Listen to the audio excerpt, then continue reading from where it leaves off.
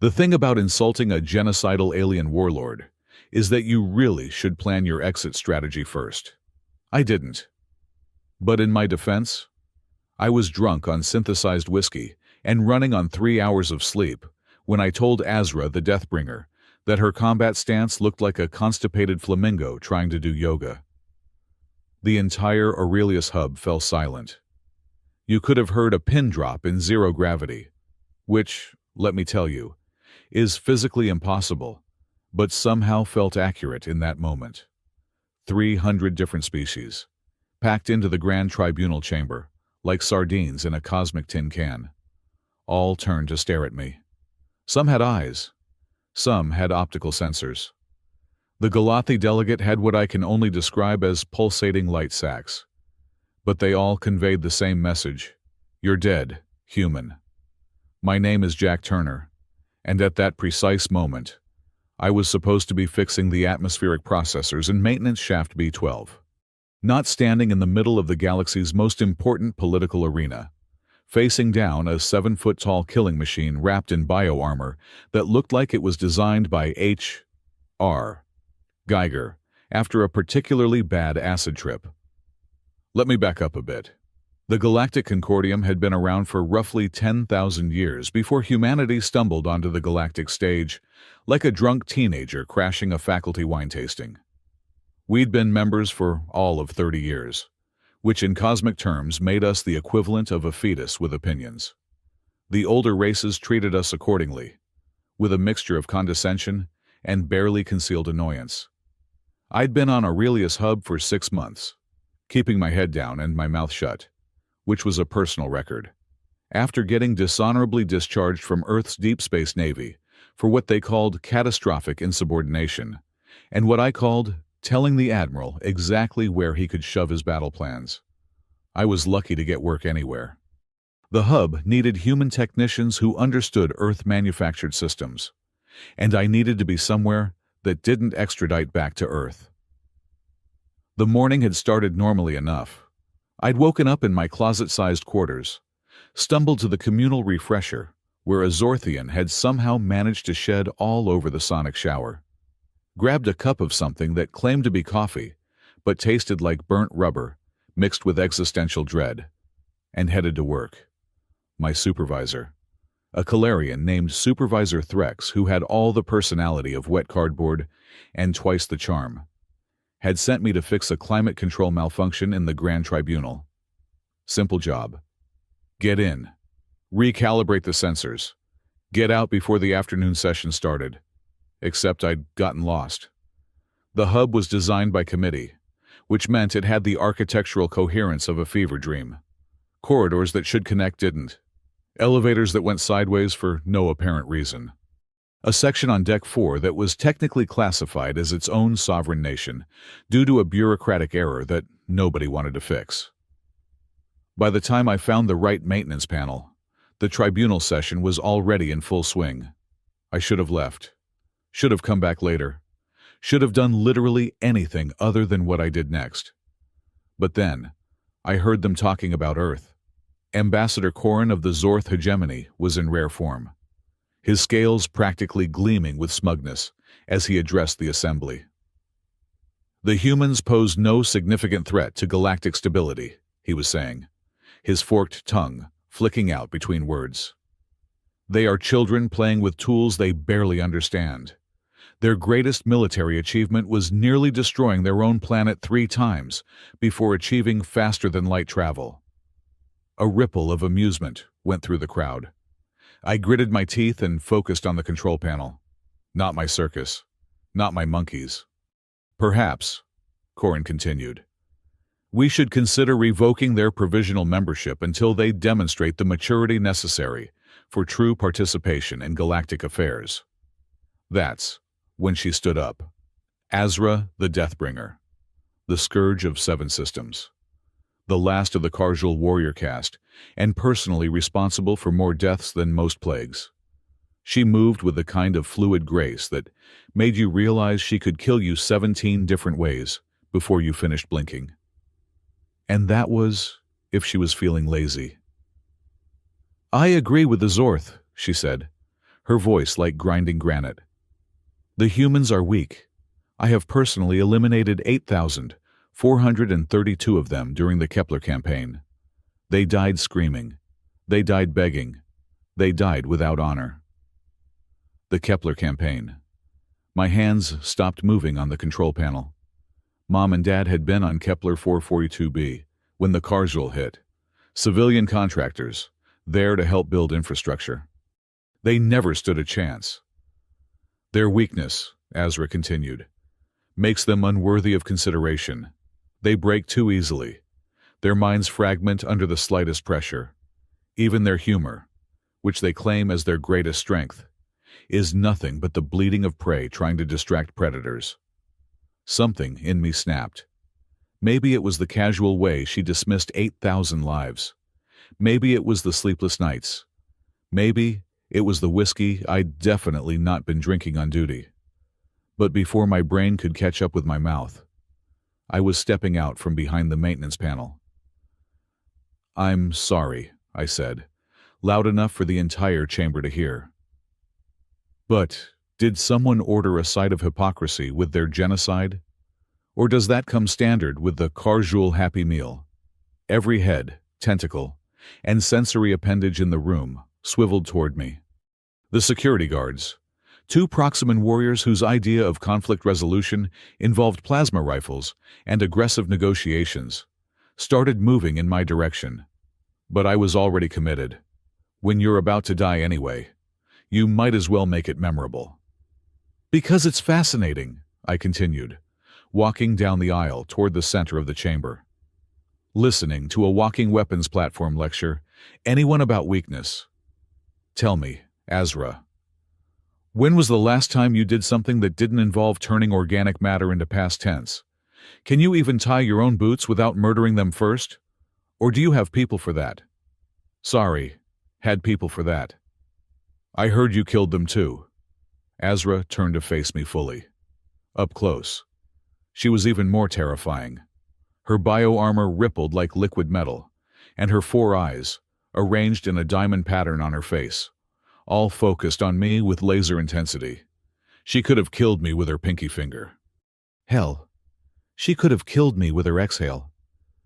"You dare address me, human?" "Oh, I'm sorry.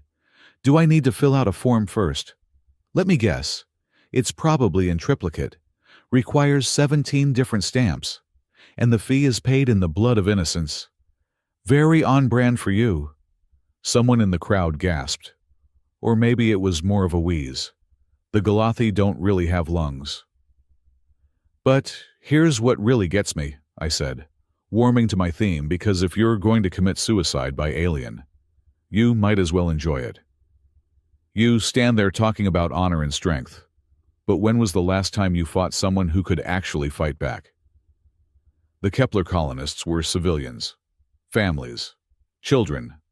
Wow, such warrior. Much honor. Very impressive. I struck a pose that was supposed to mimic her combat stance, but probably looked more like I was having a stroke. Look at me. I'm Azra the Deathbringer. I wake up in the morning and punch breakfast because eating is weakness. I brush my teeth with the bones of my enemies because dental hygiene is for losers. I can't watch romantic comedies because I keep trying to kill the meet-cute. A sound echoed through the chamber. It started low, like grinding gears, then built into something louder. It took me a moment to realize what it was. Azra was laughing, not chuckling, not smirking. Full-bodied, genuine laughter that made her bio-armor ripple in waves. She threw her head back, all 4 eyes closing as she laughed harder than I'd ever seen any being laugh. The entire tribunal stared in shock. According to the historical records I'd skimmed once while bored, no one had ever seen a Carswell laugh. They didn't think it was biologically possible. "You," she said, still chuckling, pointing at me with one armored finger. "You are either the bravest or the stupidest human I have ever encountered." "Por qué no los dos?" I replied, because apparently my mouth had completely disconnected from my survival instincts. She laughed again. "You mock me to my face. You insult my honor, my strength, my very existence. And you do it with—" She paused, searching for the word. "Creativity. I prefer the term artisanal insulting. It's locally sourced, organic, and gluten-free." "I should kill you," she said. But there was something different in her voice now. Something that hadn't been there before. Curiosity. Maybe. "I have killed for far less. I once destroyed an entire space station because someone suggested my armor made me look bulky." "Did it, though?" "Yes," she admitted. "But that is not the point." The tribunal was frozen, watching this exchange like it was the universe's strangest tennis match. Ambassador Corrin looked like someone had replaced his blood with vinegar. The human representative, Ambassador Sarah Reeves, appeared to be having a small stroke. "You know what your problem is," I said. Because apparently I had a death wish that came with a side of commentary. "You're boring. You're a one-note symphony in murder minor. Your entire personality is, I kill things." That's not intimidating. It's just sad. It's like meeting someone whose only hobby is collecting different types of dirt. Sure, it's technically a hobby, but good luck making friends at parties. "I do not attend parties," Azra said. "Shocking. I'm sure your invitation just got lost in the mail. 8,432 times. She moved then, faster than my eyes could track. One moment she was 20 feet away. The next, she was directly in front of me, close enough that I could see my reflection in her bio-armor. This was it. This was how I died. At least it would be quick. But instead of ripping my spine out through my nose, she did something unexpected. She sat down. Right there on the tribunal floor, cross-legged like a child at story time, and looked up at me with those 4 unsettling eyes. "Continue," she said. "Continue what? Insulting me. It has been centuries since anyone has dared speak to me this way. It is refreshing." "You want me to keep roasting you?" "Roasting." She rolled the word around like she was tasting it. "Yes. Roast me. Human." I looked around the chamber. Every single being present was staring at us with expressions ranging from horror to fascination. This was officially the weirdest day of my life, and I once had to explain to a customs officer why I was traveling with 40 pounds of earth cheese. "Okay," I said, sitting down across from her, "because when death incarnate asks you to insult them, you might as well get comfortable. Let's talk about your name, the Deathbringer. Did you workshop that? Was there a focus group? Because it sounds like something a 13-year-old would name their character in a video game after their mom said they couldn't use swear words." She tilted her head. "What would you suggest?" "I don't know. Something with personality. Azra, who always returns her library books late. Azra, scared of space spiders. Azra, who cries during the sad parts of movies but pretends it's allergies. I do not cry. Everyone cries. Even tough warrior types. Let me guess. You've got some tragic backstory. Parents killed by raiders, sworn vengeance against the universe. Dedicated your life to becoming an unstoppable killing machine because feeling emotions is harder than murder." Her expression changed, just slightly. If I hadn't been sitting so close, I would have missed it.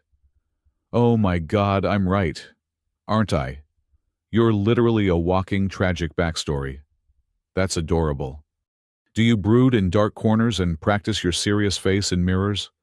Please tell me you have a journal where you write poetry about darkness and destiny."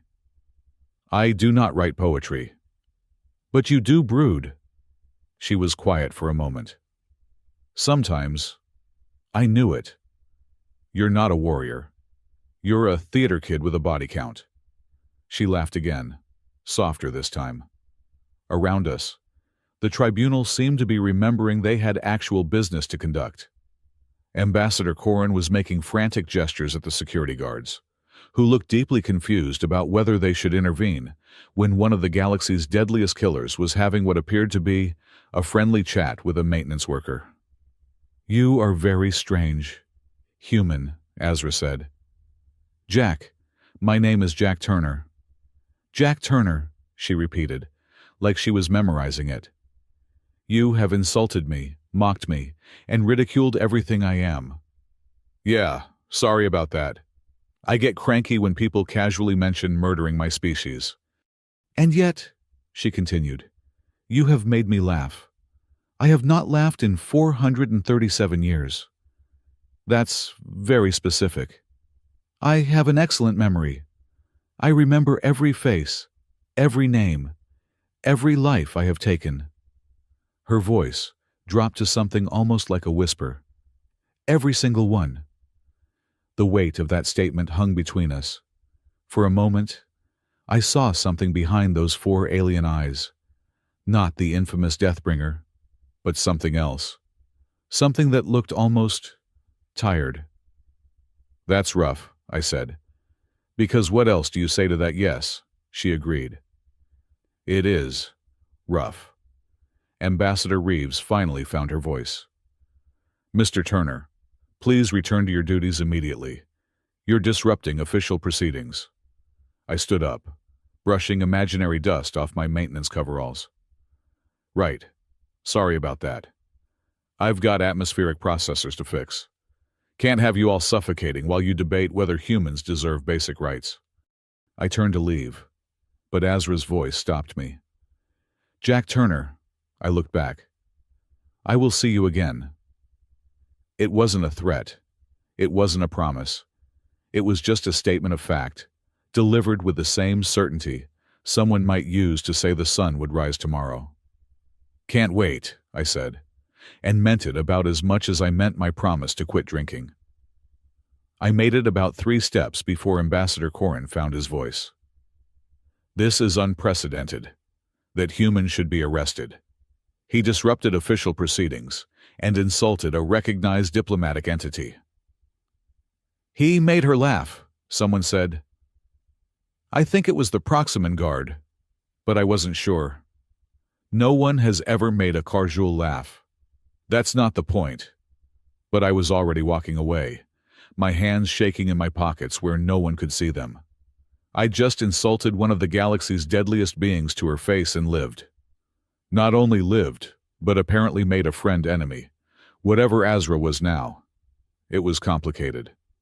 "Tali," I muttered to my personal AI through my earpiece. "Please, tell me you recorded all of that." "Every terrifying second," my AI responded, in her characteristically dry tone. "Would you like me to start composing your obituary now, or should I wait until she actually kills you? Ye of little faith. I have calculated the odds of your survival. Would you like to hear them?" "Absolutely not." I made it back to maintenance shaft B12, and finally fixed the damn atmospheric processor. The whole thing took 10 minutes, which meant I'd risked my life for a 10-minute job. Typical. But as I was closing up the panel, I heard footsteps. Not the click of boots or the shuffle of various alien locomotion methods, but something heavier, more deliberate. I turned around to find Azra standing in the maintenance corridor, having to duck slightly to fit her 7-foot frame in the human-sized passage. "Hi," I said, because my eloquence knew no bounds. "Your insults," she said without preamble. "They were creative." "Thanks, I think. Most who speak to me either grovel in fear or attempt to prove their strength through combat. You did neither. You made jokes. It's kind of my thing. That and apparently having no survival instinct." She moved closer, and I resisted the urge to back up. "You spoke of my victims. Your parents were among them." It wasn't a question. I don't know how she knew, but she did. "Yeah," I said, my throat suddenly tight. "They were... and yet you made jokes. Would you prefer if I tried to kill you because I've got to tell you? That would go very badly for me." "Yes," she agreed. "It would. But that is not why I am here."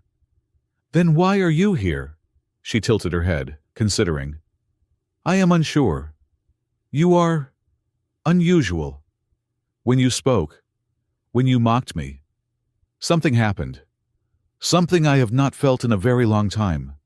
Indigestion, amusement, interest, a desire to hear more. You hunted me down because you want me to keep insulting you. Perhaps. Or perhaps I simply wish to understand why a human who should hate me chose humor over hatred." I leaned against the wall, suddenly exhausted. "Because hatred is heavy, and I'm tired of carrying it. Making fun of you, that's easy. That's light. Hating you would mean thinking about you all the time. And frankly, you're not that interesting." "You just said I was not that interesting after specifically making me interesting enough to mock for 10 minutes. "Yeah, well, I contain multitudes." She made that grinding gear sound again. Laughter. "You are a contradiction, Jack Turner. And you're a genocidal warrior who wants someone to roast her like a comedy special. We're all walking contradictions here." She reached into her bio-armor and pulled out something small. A communication device of some kind, though not any design I recognized. She handed it to me. "What's this, a way to contact me? Should you wish to continue our conversation?" "Why would I want to do that?" She turned to leave, then paused at the doorway. "Because you are the first being in 4 centuries to look at me and see something worth mocking rather than worth fearing. That makes you either valuable or dangerous. I have not yet decided which." "What happens when you decide?" "That," she said, "will depend entirely on how creative your next insults are." And then she was gone, leaving me standing in a maintenance corridor holding alien technology and wondering what the hell I'd just gotten myself into. "Tali," I said to my AI, "I think I just became friends with the alien who killed my parents." "Friends might be a strong word," Tali replied. "I would categorize this as mutually assured destruction with comedic elements." "That's not a thing." "It is now. Congratulations. Jack. You've invented a new form of diplomacy." I looked at the communication device in my hand. It was warm, pulsing slightly, like it was alive. Which, knowing causal technology, it probably was. Somewhere in the back of my mind, I could hear my mother's voice. She'd always said I'd mouth off to the wrong person someday and get myself killed. She was probably right. But she also used to say that laughter was the best medicine, that finding humor in darkness was what made humans human. I wondered what she'd think about me making her killer laugh. "Tali, what are the odds she's going to kill me eventually?" "Approximately 87%. However, there's a 13% chance she'll adopt you like a pet instead." "Those are terrible odds." "Yes, but they're better than the 100% chance of death you had 10 minutes ago. Improvement." I pocketed the device and headed back to my quarters. Tomorrow, I'd have to face the inevitable shitstorm of having disrupted a tribunal session. Ambassador Reeves would probably have my head. Supervisor Threx would definitely have my job. And I'd made myself a target for every species that had a beef with humanity, which was basically all of them.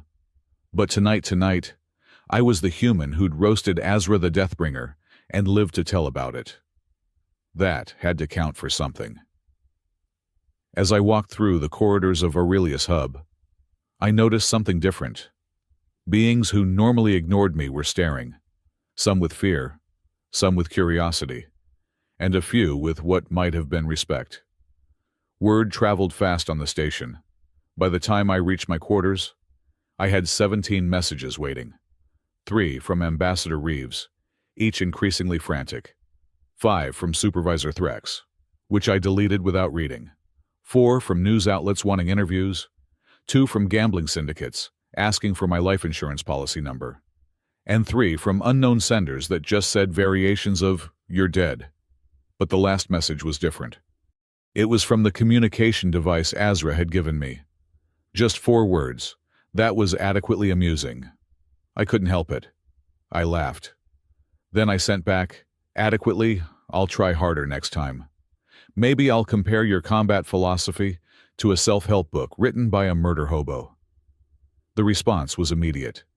I do not know what a murder hobo is. Oh, we have so much to discuss.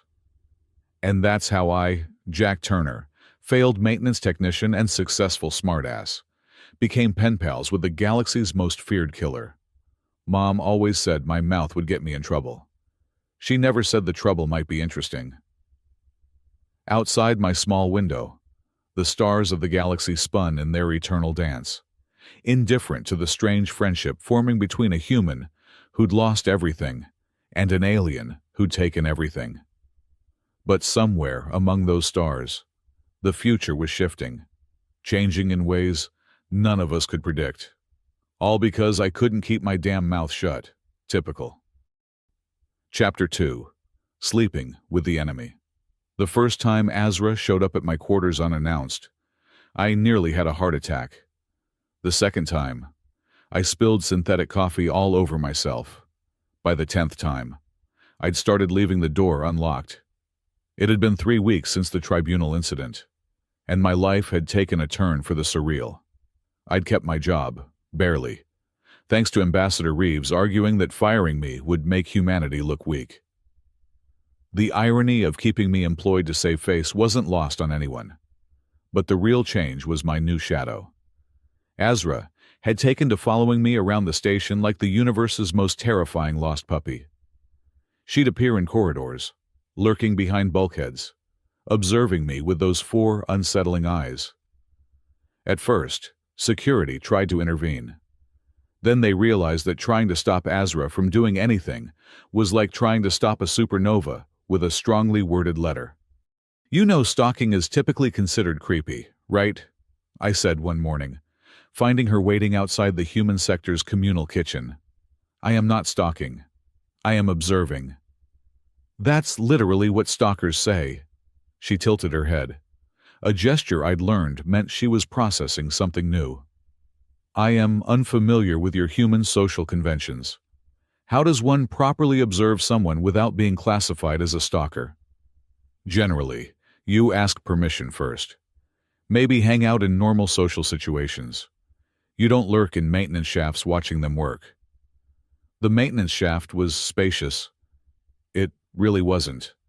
She followed me into the kitchen, having to duck through the doorway.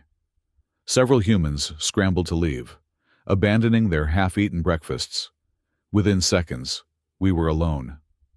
See, this is the problem, I said, pulling out ingredients for scrambled eggs.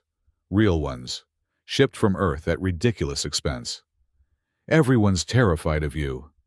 As they should be. No, that's the thing. Fear is boring.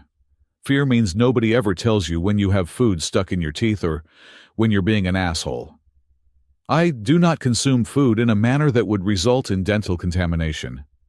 It's a metaphor. Ah. She watched me crack eggs into a pan. What are you doing? Making breakfast. You ever had Earth food? I have never required sustenance in the traditional sense. My bioarmor processes energy directly from radiation. That's the saddest thing I've ever heard. You've never had ice cream pizza chocolate. These items serve no tactical purpose. I turned to face her, spatula in hand. Azra, I'm about to blow your mind. Not everything needs a tactical purpose. Some things exist just because they're enjoyable. Enjoyment is inefficient. Enjoyment is the whole point. Here. I slid a plate of scrambled eggs toward her. Try this. She stared at the eggs like they might be poisoned. Which, fair, given our history. How does one try food? You put it in your mouth, chew and swallow. Though I'm not sure how that works with your... I gestured vaguely at her face. Her bioarmor shifted, revealing something that might have been a mouth. She picked up a fork, examined it like it was an ancient artifact, then attempted to spear an egg. The fork bent. Gently, like you're handling a newborn. not subduing an enemy combatant. She tried again, managing to get a small portion to her mouth. Her eyes widened, all four of them. This is unexpected. Good unexpected or bad unexpected? I am unsure.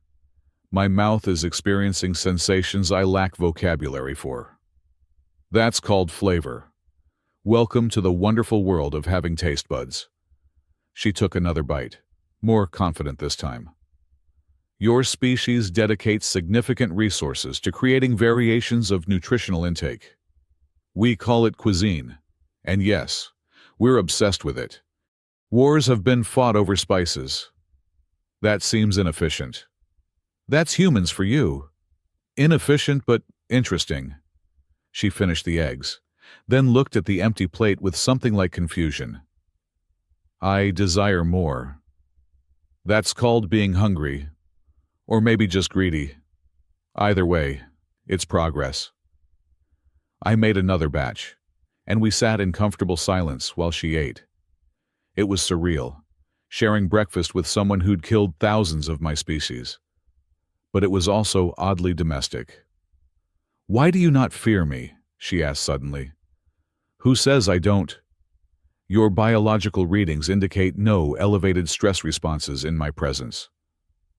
You can read my biological readings. My armor is equipped with multiple sensor arrays. That's not creepy at all. But to answer your question, I guess I figure if you wanted me dead, I'd already be dead. No point worrying about it. That is illogical. That's humans for you. We're really good at compartmentalizing. Plus, you laugh at my jokes. Hard to be completely terrified of someone who thinks I'm funny. She made that grinding gear sound that I'd learned was her version of a chuckle. Your humor is unusual. You make light of serious matters. It's called coping mechanism, much healthier than my other hobbies, which are drinking, starting fights with people who could kill me, and apparently befriending those same people. We are friends. The question caught me off guard. Were we? What do you call it when you share breakfast with your parents' killer? I don't know, I said honestly. But we're something. Before she could respond, my door chimed. I opened it to find Dr. Marcus Webb, the station's human psychological specialist, looking frazzled. Jack, we need to talk about... Oh God, she's here. Azra stood up, towering over both of us. Marcus took 3 steps back. Dr. Webb, I said. This is Azra, Dr. Webb. He's here to make sure I'm not going insane. I am not a threat to his mental stability, Azra said. Marcus laughed nervously. That's debatable. Jack, can we talk privately? Anything you need to say, you can say in front of my... I paused, still not sure what to call her. In front of Azra. Marcus looked like he wanted to argue, but thought better of it. Fine. The Concordium is concerned about your relationship with her.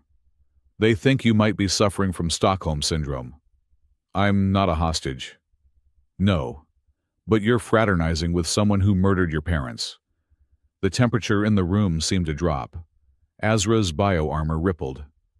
Yeah, about that, I said. I've been meaning to ask. Azra, why did you kill those colonists on Kepler? Marcus made a choking sound. Jack, what are you doing? Having an honest conversation. So, Azra, why? She was quiet for a long moment. When she spoke, her voice was different, smaller, somehow. I was following commands. Whose commands? The Concordium's. The silence that followed was deafening. Marcus had gone pale. That's impossible, he said. The Concordium condemned the Kepler massacre. They condemned it after ordering it, Azra said. The colonists had discovered something they were not meant to find. The Concordium requested a surgical strike. I was their instrument. My hands were shaking. What did they find? Evidence of the neural dominion technology. The same technology that allows the Concordium to control species they deem dangerous. Like the Karjul. Like me, specifically. I am the last of my kind because I am the only one they could successfully control. The others died resisting. I sat down heavily. The room felt like it was spinning. You're saying the Concordium ordered you to kill those people, then blamed you for it. It is an effective strategy. I become the monster. They become the protectors from the monster. Order is maintained. Jack, Marcus said quietly, if this is true, it changes everything. I finished. Azra, why are you telling us this? Because you asked, and because... She hesitated. Because for the first time in centuries, someone sees me as more than a weapon.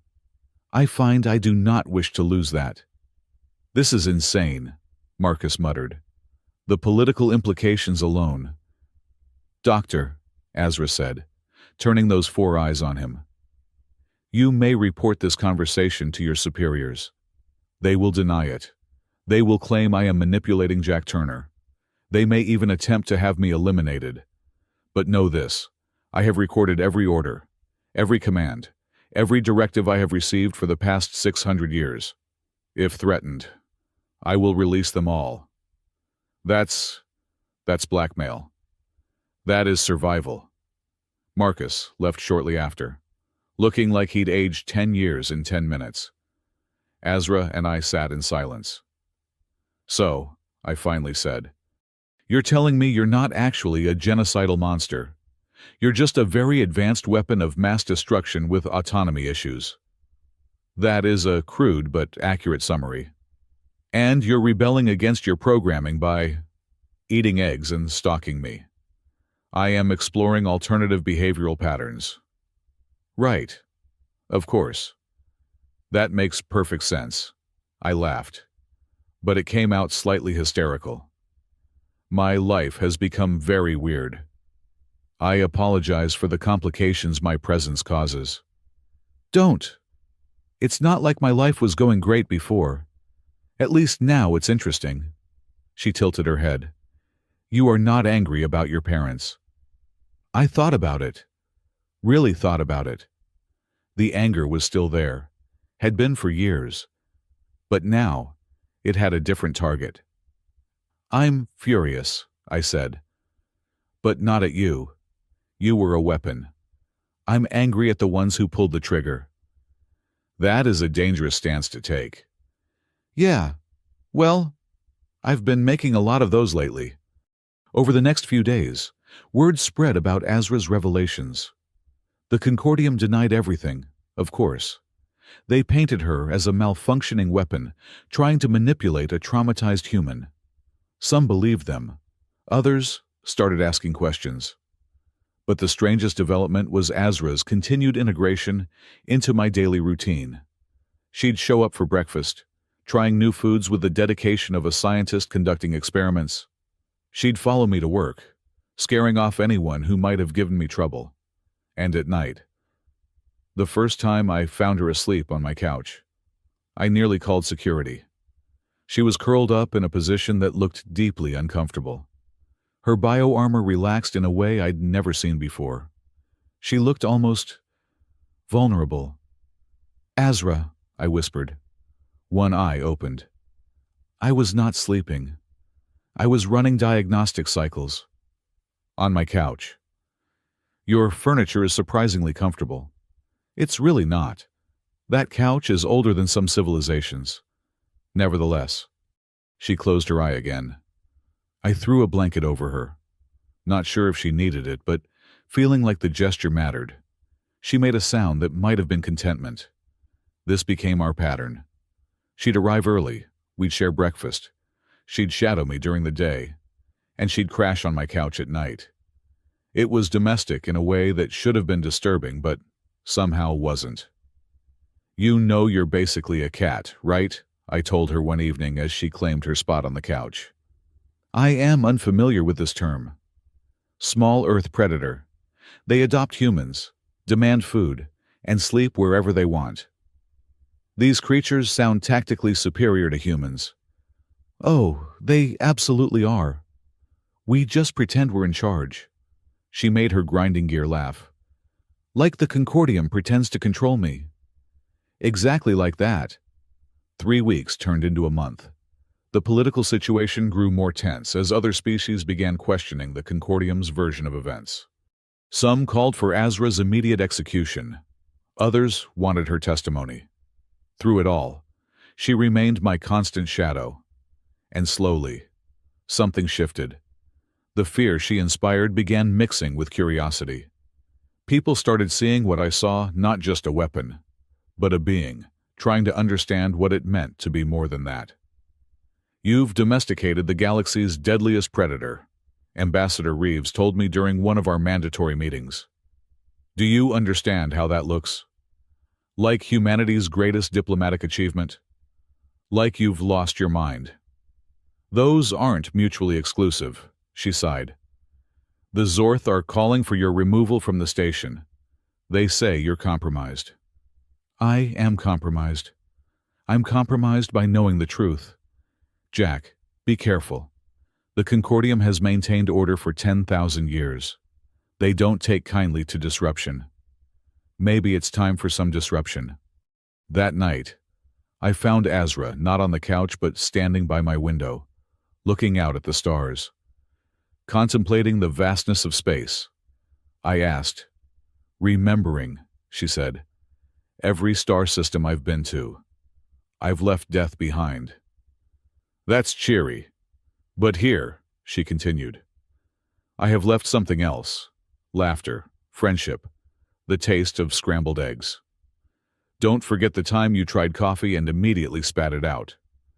That beverage is poison. It's an acquired taste. Like friendship with humans. Exactly like that. She turned to face me. Jack Turner, you have given me something I did not know I lacked. Indigestion. Purpose beyond destruction. For centuries. I was aimed and fired. Now, I choose where to point myself. And where's that? Wherever you are, apparently. That's either really sweet or really concerning. It is both, she agreed. I am told this is common in human relationships. You've been researching human relationships. Your internet is very informative. Also deeply disturbing. Yeah, that's the internet for you. She moved to the couch, automatically curling into what I'd started thinking of as her spot. But this time, she patted the space next to her. Sit, she commanded. I'm not a dog. Sit anyway. I sat. She was warm, radiating heat through her bio-armor. It should have been uncomfortable, sitting next to a living weapon. Instead, it felt safe. Your species is strange, she said. You are fragile, short-lived, and prone to poor decision-making.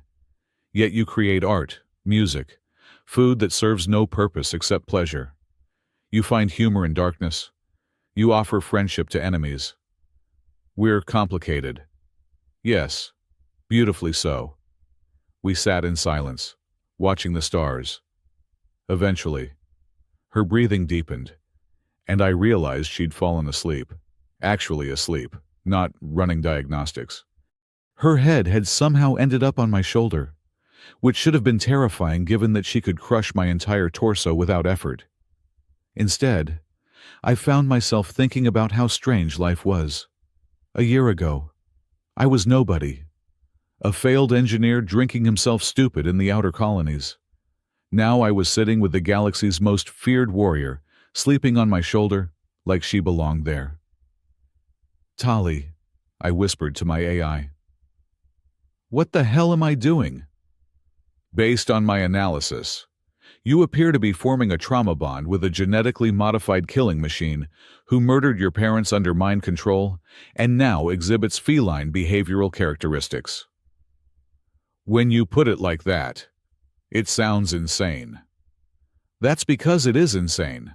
However, it's also reducing galactic tensions by 37%. How?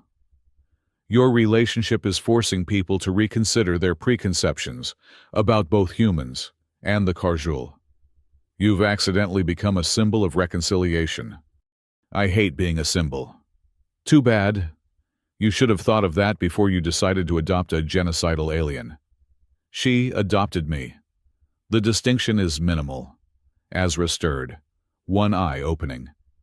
You are talking to yourself again. Talking to my AI. The one who insults you constantly. That's the one. I like her. She reminds me of you. That's probably not a compliment. It was not intended as one. She closed her eye again. Stop moving. You are a comfortable pillow. I'm not a pillow. You are now. And that's how I ended up spending the night on my couch with the galaxy's deadliest warrior, using me as a cushion. My back hurt. My arm went numb, and I couldn't move without waking her. It was the best night's sleep I'd had in years. The next morning brought chaos. The Concordium had decided to respond to the growing unrest by calling for a formal inquiry into Azra's claims. They wanted her to submit to a full neural scan, which she refused. They will attempt to trigger the Dominion programming, she told me over breakfast. She'd discovered pancakes and was methodically working through a stack taller than my head. If they succeed, I will revert to their weapon. So we don't let them. It is not that simple. They have legal authority. Since when have you cared about legal authority? Since I found reasons not to kill everyone who annoys me. Fair point. But there has to be another way. She was quiet for a moment. Systematically destroying pancakes. There is one possibility. Which is, if I were claimed as a ward of another species, they would need that species' permission for any procedures. Ward-like adoption. Essentially. Can you even adopt a 600-year-old killing machine? The law is unclear on that point. I stared at her. Are you asking me to adopt you? I am suggesting a legal manipulation that would provide tactical advantage. You're totally asking me to adopt you. Her bio-armor shifted in what I'd learned was embarrassment. The terminology is irrelevant. Oh my God. You want me to be your space dad. I am significantly older than you. Space son, then. Space parent. Space legal guardian. Jack. This is the best thing that's ever happened to me. Can I ground you? Send you to your room? Take away your bio-armor privileges? I am beginning to regret this suggestion. But she wasn't. I could tell by the way her eyes crinkled slightly. A tell I'd noticed when she was trying not to laugh. We'll need Ambassador Reeves on board, I said, already thinking through the logistics. And probably a really good lawyer. I have killed most of the lawyers I have encountered. Of course you have. We'll find one you haven't killed yet. A short list. As it turned out, getting legal guardianship of an ancient alien warrior was surprisingly easy.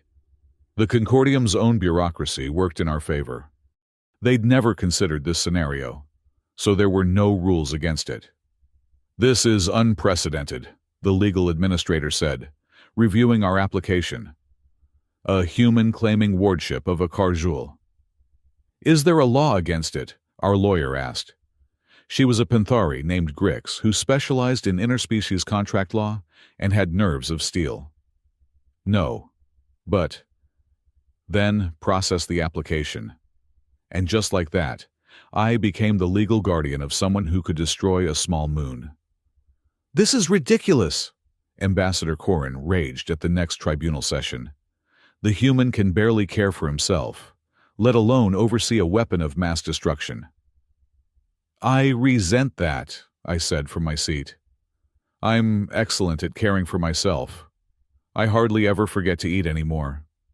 This is not a joke. No, it's a legal arrangement fully compliant with Concordium law. Unless you're suggesting the law doesn't apply equally to all species. That shut him up. The Concordium prided itself on legal equality, even if it was mostly theoretical. Azra sat next to me. The picture of innocence if you ignored the bioarmor and the four eyes and the general aura of barely contained violence. "The ward requests permission to speak," she said formally. "Granted," the tribunal moderator said weakly. "I wish to make clear that this arrangement is voluntary. Jack Turner has shown me something I believed impossible, that I can be more than what I was made to be. Under his guidance, I have learned to appreciate music, even if his taste is questionable. I have discovered the joy of what humans call binge-watching. Though I do not understand why the characters and friends do not simply communicate clearly, I have found peace in routine and companionship in unexpected places." She turned those four eyes on the assembled delegates. "For centuries, I was your weapon. Now, I choose to be something else. If you attempt to force me back into that role, you will learn why the Karjul were feared across the galaxy. But if you leave me in peace, I will remain as I am, Jack Turner's ward, consumer of Earth breakfast foods, and living proof that even the deadliest among us can change." The tribunal went silent. Then, from somewhere in the back, someone started clapping, then another. Soon, about a third of the assembly was applauding, while the rest looked ready to riot. "Order," the moderator called. "The arrangement stands. The Karjul Azra is legally recognized as the ward of human Jack Turner. This session is adjourned." As we left the tribunal, Azra did something unexpected. She took my hand. Her armored fingers engulfed mine, but the grip was gentle. "Thank you," she said quietly. "For what? For seeing me as more than a monster." "You're not a monster. You're my monster." "That is not better." "It's a little better." That night, she didn't sleep on the couch. She dragged her blanket to the floor next to my bed and curled up there like the world's deadliest guard dog. "The couch is more comfortable," I pointed out. "This position provides better tactical advantage if someone attempts to harm you." "Nobody's going to harm me. You've scared them all off." "Good." I hung my hand off the bed, and after a moment, she took it again. "Hey, Azra." "Yes." "My parents would have found this hilarious." "You believe they would have approved of our arrangement?" "My mom always said I'd bring home someone unexpected. Pretty sure this exceeds even her wildest expectations." "I am not a romantic partner." "No. You're something weirder. You're family." She was quiet for so long I thought she'd fallen asleep. Then, barely audible, "I have not had family in 600 years. "Well, you do now. Fair warning, humans are terrible at family. We fight. We say things we don't mean. We forget birthdays." "What is a birthday?" "Oh, man. We have so much to teach you." She squeezed my hand gently, careful not to break every bone in it. "I look forward to learning." And that's how I ended up with a 7-foot-tall alien warrior as my adopted space daughter, who slept on my floor and ate all my pancakes.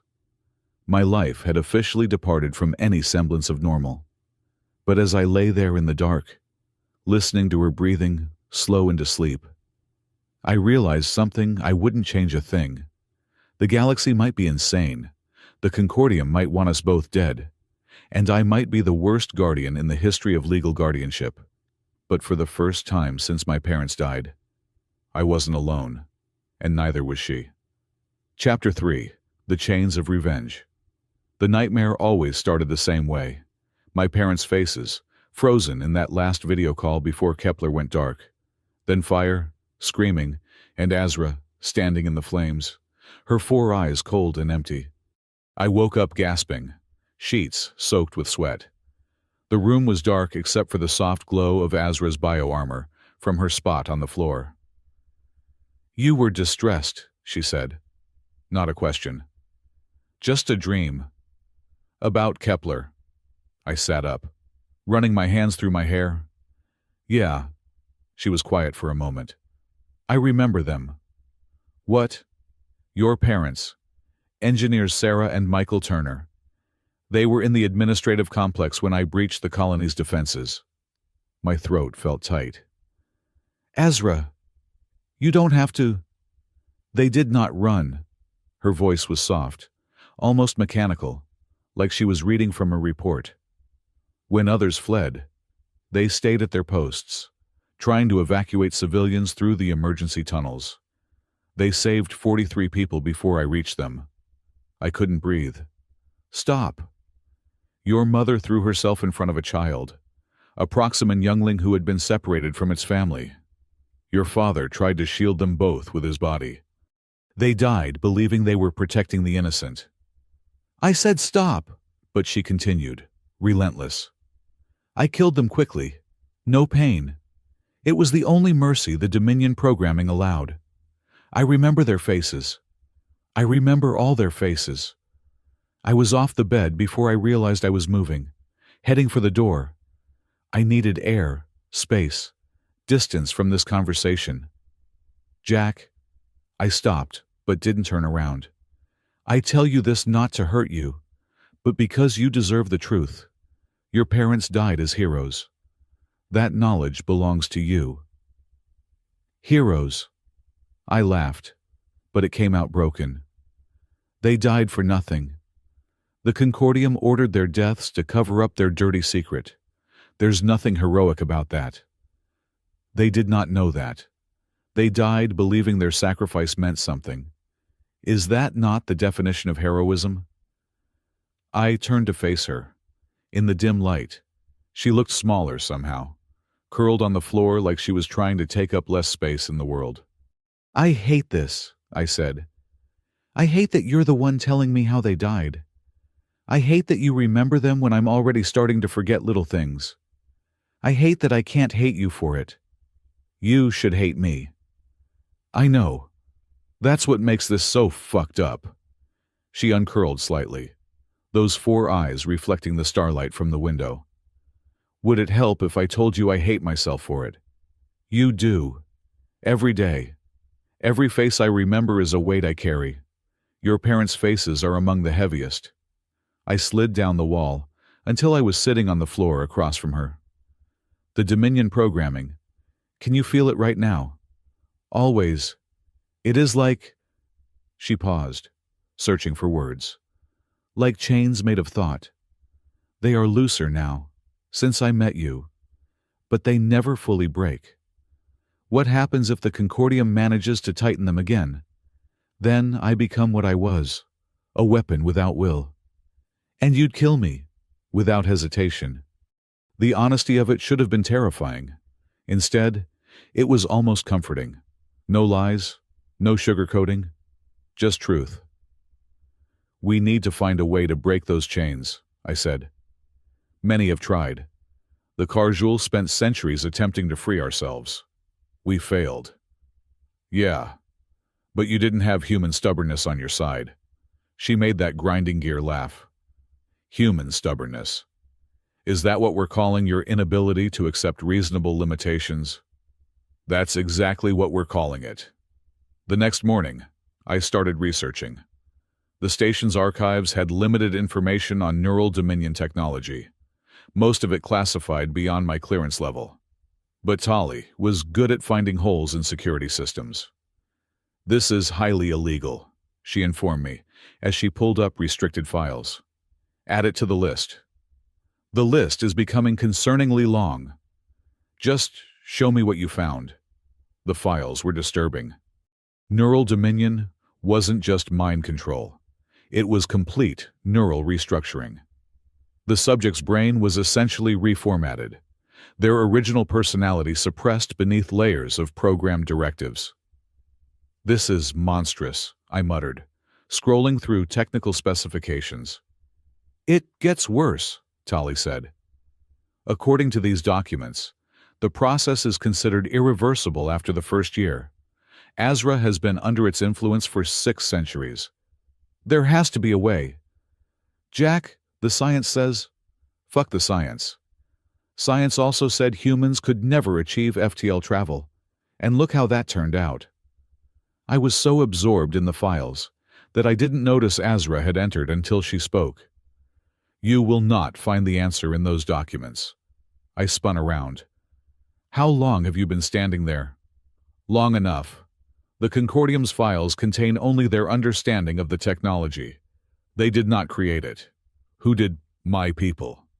The Karjul developed neural dominion as a way to create perfect soldiers. The Concordium stole it and turned it against us. So the original creators might have known how to reverse it. Perhaps, but they are all dead. All of them, she hesitated. There are rumors. Stories of Karjul who escaped the purge, hiding in the uncharted regions. But they are only rumors. Rumors are better than nothing. How do we find them? We do not. If they exist, they have remained hidden for centuries. They will not reveal themselves to the creature who hunted their kind to extinction. But they might reveal themselves to the human who's trying to free you. Before she could respond, my door chimed. Ambassador Reeves stood outside, looking grim. We have a problem, she said, pushing past me into the room. The Concordium has issued a recall order for Azra. They can't, I said. She's legally my ward. They're claiming imminent threat to galactic security. They have 48 hours to provide evidence. If they succeed, the wardship is void. Azra's bioarmor rippled, a sign of agitation. They will manufacture evidence. Probably, Reeves agreed. Which is why you two need to leave. Now. Leave and go where? Anywhere that's not here. I've arranged for a ship. It's not much, but it'll get you to the outer systems. You're helping us run. I couldn't hide my surprise. Reeves had always been a by-the-book diplomat. I'm helping you buy time. The Concordium is scared. Your relationship with Azra is causing ripples they can't control. Other species are starting to question the official narrative about the Karjul, about a lot of things. So we're political inconveniences. You're catalysts. And historically, the Concordium eliminates catalysts. I looked at Azra. What do you think? I think your ambassador is correct. Remaining here places you in danger. I'm not worried about me. You should be.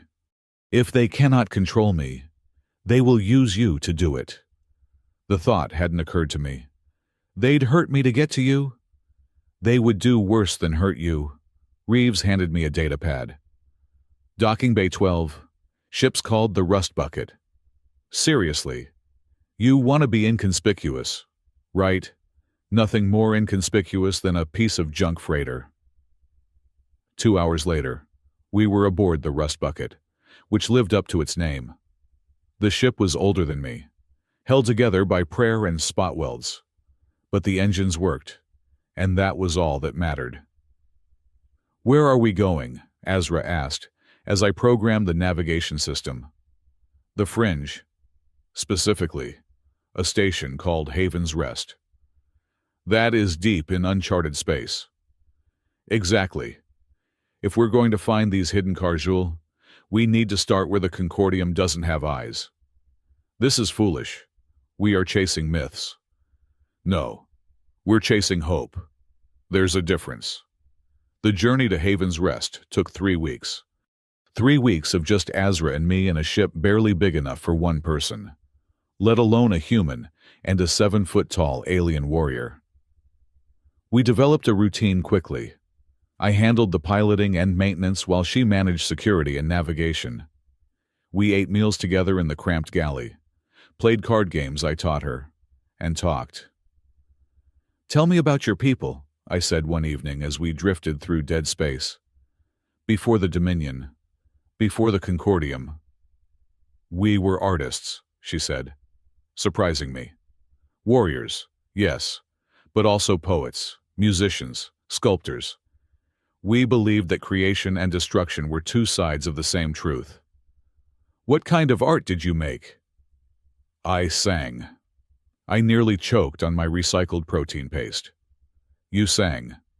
Does that surprise you? Everything about you surprises me. What did you sing? Battle hymns, mostly. but also lullabies for younglings, love songs for bondmates. Sing something for me. I cannot. The Dominion programming suppresses that part of me. Try anyway. She was quiet for a long moment, then made a sound. It wasn't quite singing, more like a broken melody trying to remember itself. But there was beauty in it, hidden beneath centuries of silence. That was hauntingly beautiful, I said when she stopped. That was noise. Beautiful noise. You are biased. Completely. Doesn't make me wrong. On day 18, we picked up a distress signal. Against our better judgment, we investigated. The ship was a small courier vessel, dead in space with a blown reactor. It could be a trap, Azra warned. Or it could be someone who needs help. Your optimism will get us killed. Probably, but we're checking anyway. The ship held a single occupant, a Talarian merchant named Corex who'd been drifting for days. Thank the stars, he gasped when we brought him aboard. I thought I was dead. What happened? I asked, getting him water. Pirates. They took my cargo and left me to die. Pirates this deep in the fringe. They're everywhere now. The Concordium's control is slipping. I exchanged glances with Azra. If the Concordium was losing control, things were changing faster than we'd thought. We dropped Corex at the next inhabited system, where he insisted on paying us despite our protests. You saved my life, he said. In the fringe. That means something. We just did what anyone would do. No, he said, looking at Azra with something like awe. Not anyone would travel with the Deathbringer and live. Yet she follows you like a guardian. There are stories about you too. Stories.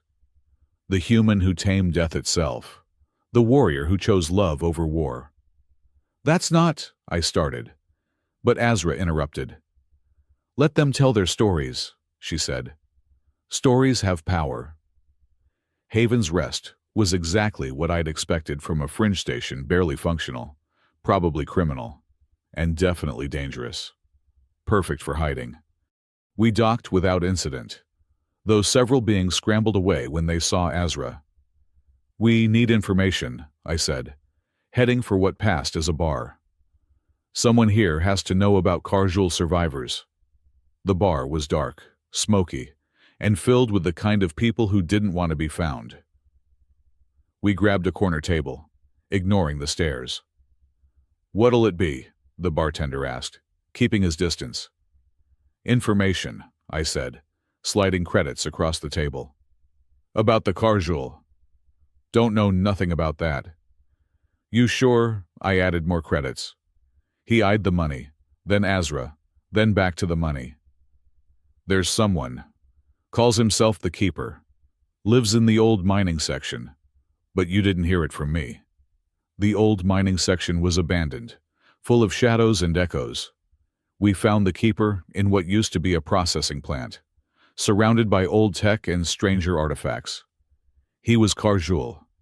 I knew it the moment I saw him, even though he looked nothing like Azra. Where her bio-armor was sleek and aggressive. His was patched and worn. Where she had 4 eyes, he had 6, 2 of them clouded with age. So, he said, voice like grinding stone. The Deathbringer comes at last. Azra tensed. You know me. Every Karjul knows you. The last of our warrior caste. The Concordium's pet monster. I am no one's pet, she growled. No. Then why do you still wear their chains? We're here to break them. I interrupted. That's why we need your help. The Keeper laughed, a sound like breaking glass. A human wants to free the one who slaughtered thousands of his kind. How amusing. Can you help or not? He studied me with those 6 eyes. Perhaps, but the price will be higher than you can imagine. Name it. Not credits, not favors, truth. He moved closer, and I could see the scars covering his armor. The truth about what the Concordium really is, what they've hidden for 10,000 years. We already know they use neural dominion. Child, that is merely a tool. The truth is far worse. He gestured to a pile of old equipment.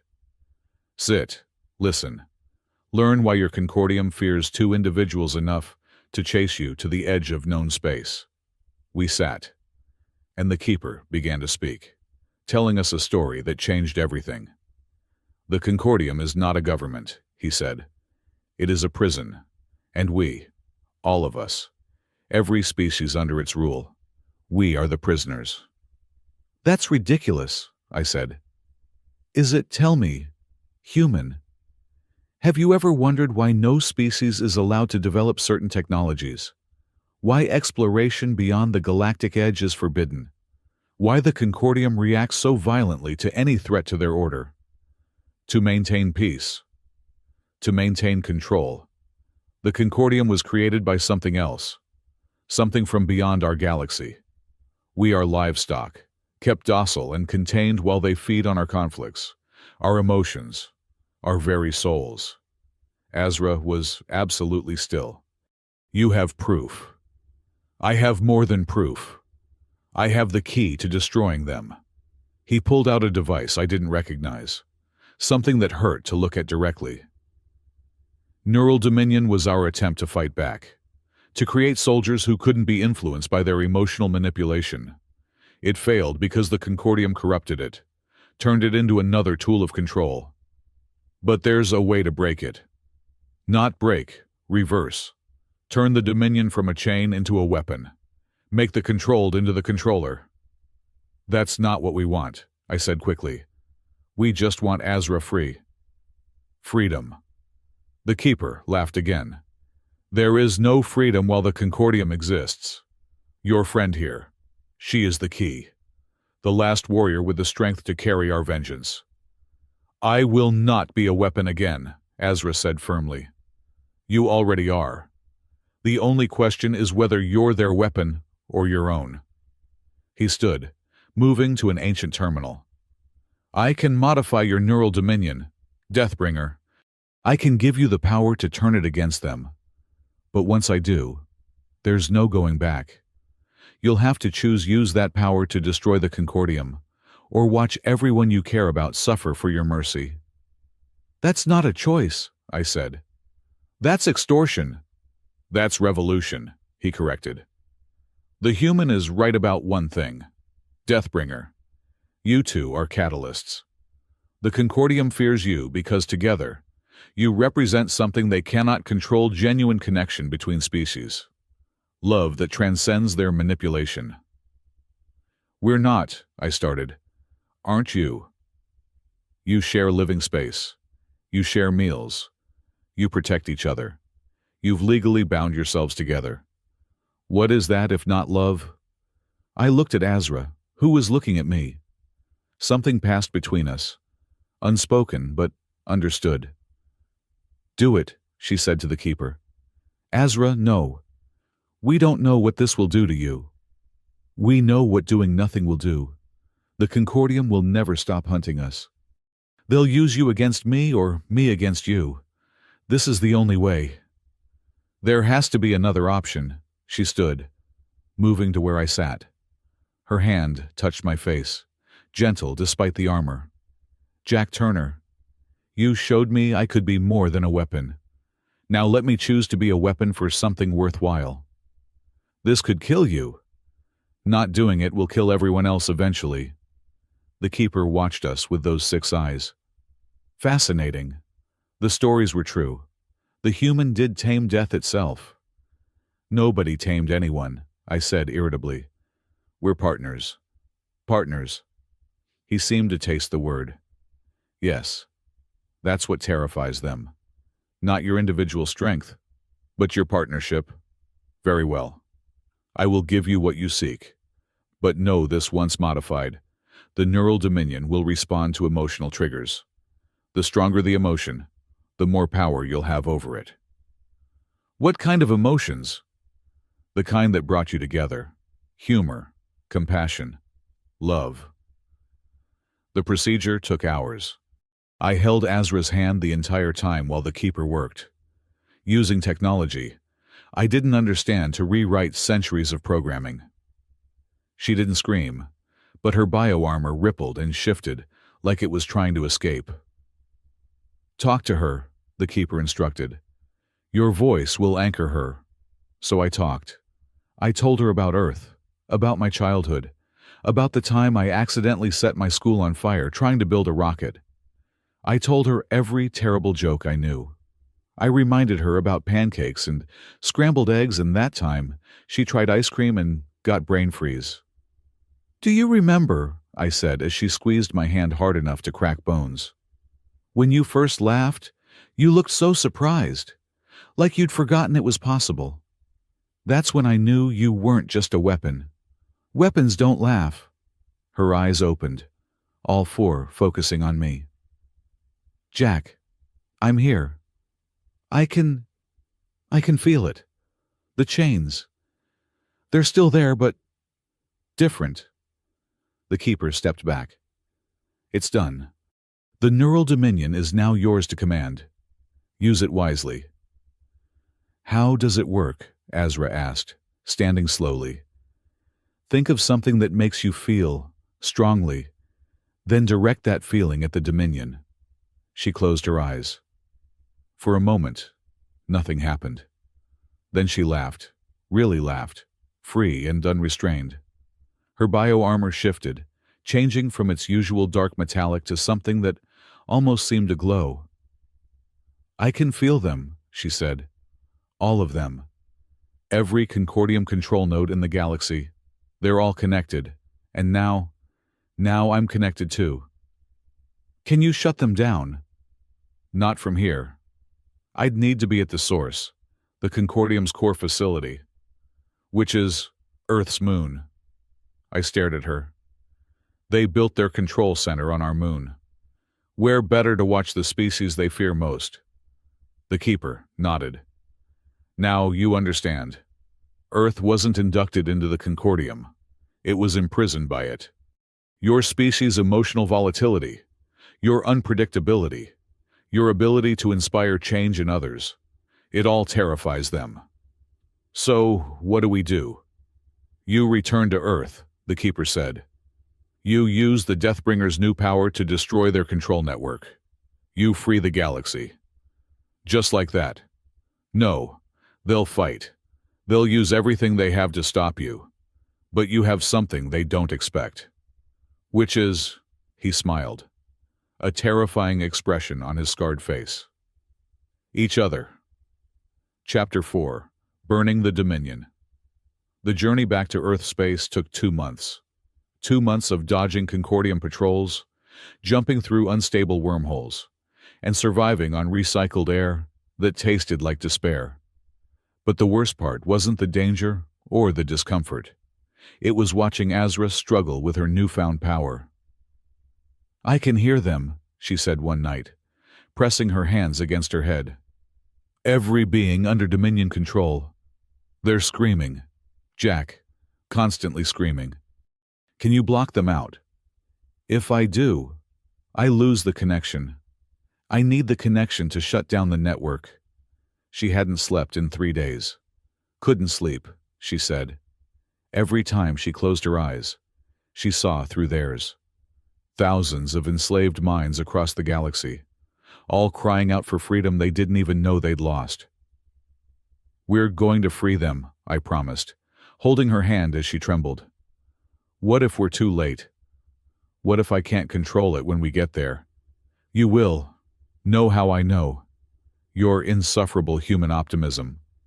That, and the fact that you haven't killed me yet despite having every reason to."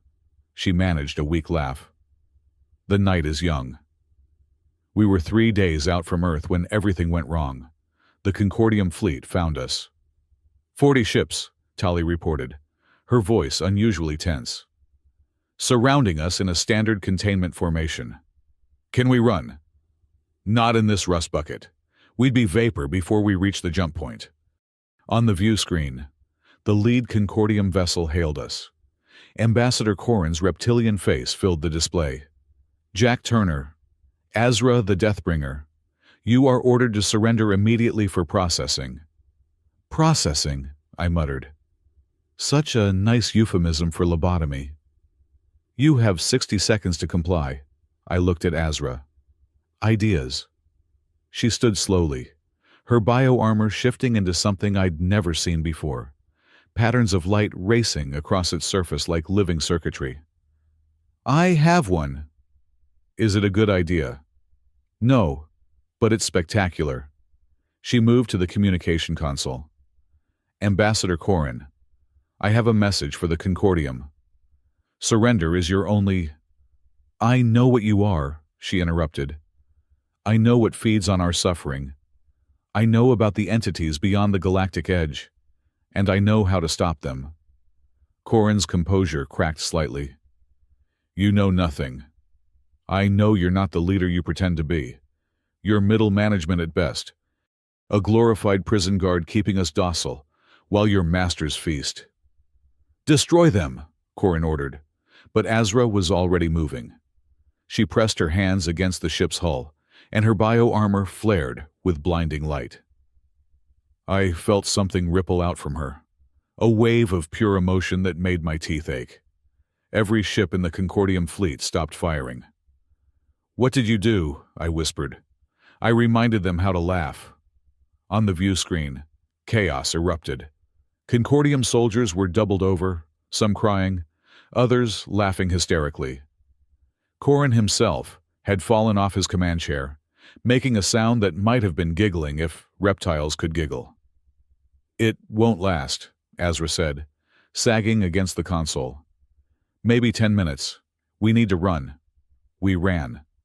The jump to Earth was rough. The rust bucket wasn't meant for emergency jumps. And it showed. We came out of hyperspace with half our systems fried and the other half on fire. That's Earth, I said, looking at the blue marble floating in space. Home. It's beautiful, Azra said softly. Wait until you see it up close. Actually, don't. We've kind of trashed the place. And there, she pointed to the moon, is our target. The lunar facility was supposed to be a mining operation. That's what humanity had been told when the Concordium helped us build it. Looking at it now, knowing what it really was, I felt sick. We'd helped build our own prison. How do we get in? I asked. That place has got to be defended. It is. But they're expecting an attack. Not a comedy show. A what now? She turned to me, and for the first time in days, she looked like herself again. You're going to do what you do best, Jack Turner. You're going to roast them into submission. That's insane. That's the point. The neural dominion responds to emotion. The stronger the emotion, the more power I have. And nothing generates emotion quite like your particular brand of humor. You want me to literally defeat our enemies with jokes. I want you to be yourself. Aggressively, unapologetically yourself. We approached the moon in the rust bucket's barely functional shuttle. No stealth, no weapons. Just two idiots in a tin can heading straight for the front door. The facility's defense systems locked onto us immediately. Unidentified vessel. You are entering restricted space. Turn back or be destroyed. I opened a channel. Hi there. We're here for the Evil Overlord Convention. Are we early? The invitation said fashionably late, but I've never been clear on what that means in zero gravity. This is your final warning. Oh, good. Finals. I never studied. Quick question, though, if this is a mining facility. What exactly are you mining? Because from here, it looks like you're mining human misery, which seems like a renewable resource, but terrible for morale. Azra grabbed my hand. I felt her drawing on my emotions, channeling them through the modified Dominion network. What are you doing? The defense operator asked, his voice suddenly uncertain. Wondering why anyone would build a secret mind control facility on the moon. I mean, talk about on the nose. What was your second choice? A volcano lair. Did you have a whole PowerPoint about optimal evil base locations? The defense systems powered down. Did that actually work? I asked. Keep talking, Azra said through gritted teeth. I need more. We landed in the main hangar, which was surprisingly empty. As we walked through the corridors, I kept up a running commentary. Look at this interior design. Very dystopian minimalist. I bet the decorator was like, we need something that says control and oppression, but also easy to clean. Because you know what's hard, getting blood out of carpet. Guards appeared around a corner. Before they could raise their weapons, they started laughing. See, they get it, I said. Everyone's a critic. We reached the central control room, a massive chamber filled with crystalline structures that hurt to look at. At its center stood a figure I didn't recognize. Tall, thin, with too many joints in all the wrong places.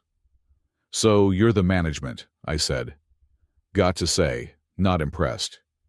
You look like someone tried to draw a stick figure from memory after a 3-day bender. The entity tilted its head.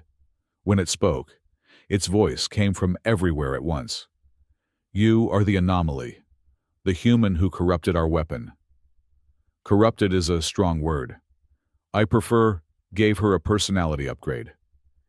You had her running on Murder OS for centuries. I just installed some humor patches and a conscience driver. Your words are meaningless. My words are hilarious. And that's what scares you. I stepped forward, feeling Azra's presence behind me, drawing strength from my defiance. You feed on suffering, right? Negative emotions. Well, bad news. Buddy, humans are really good at finding humor in darkness.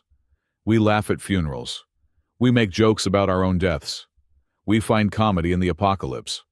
Your whole business model is fucked. The entity moved, faster than thought. One moment it was across the room. The next, it had me by the throat. You will be silent. Make me, I wheezed. Oh wait, you can't. Because the moment you kill me, you lose your leverage over her.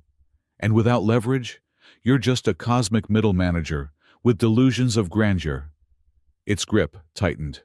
Stars exploded across my vision. Then Azra laughed. Not her grinding gear laugh. Something deeper, richer, fully realized. The sound filled the chamber, and the crystalline structures began to resonate. You want to know what's funny, she said, walking forward with deliberate calm. For 600 years, you used me as a weapon. You pointed me at civilizations and pulled the trigger. You made me a monster. The entity dropped me, turning to face her. You are our creature. You will obey.